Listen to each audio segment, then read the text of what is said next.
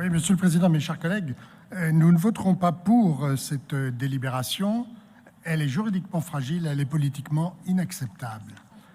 La partie 1, comme l'a dit le rapporteur, est assez classique. Il s'agit de rembourser les indemnités, enfin les frais de déplacement et de séjour des conseillers régionaux. J'indique cependant, pour ce que tout à l'heure le président du groupe majoritaire disait qu'il n'y avait que lui qui savait ce dont il s'agissait et que l'opposition n'était pas formatée ou sous-douée, je ne sais plus quel est le qualificatif, qu'il y a une erreur puisque cette délibération mentionne les agents du conseil régional alors que les agents ne sont absolument pas concernés par celle-ci.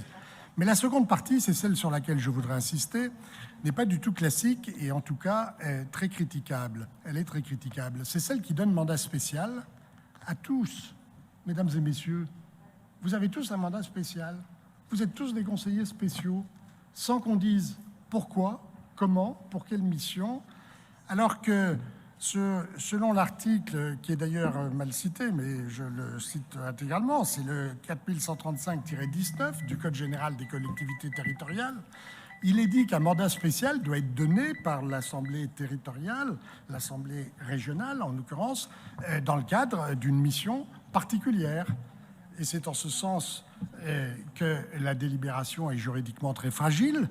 Elle donne de façon préventive un mandat spécial à 84 personnes, alors que ce mandat spécial doit être exceptionnel.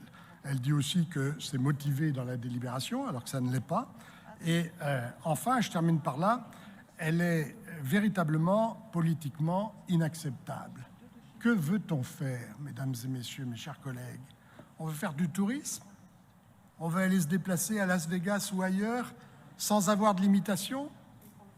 On veut pouvoir donner mandat spécial à quiconque sans avoir une véritable référence, une véritable justification?